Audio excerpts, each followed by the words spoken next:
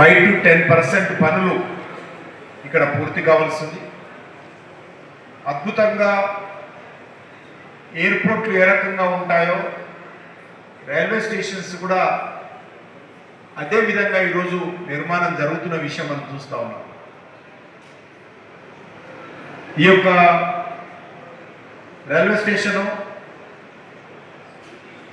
26 కోట్ల రూపాయలతోటి first phase పనులు జరుగుతూ ఉన్నాయి.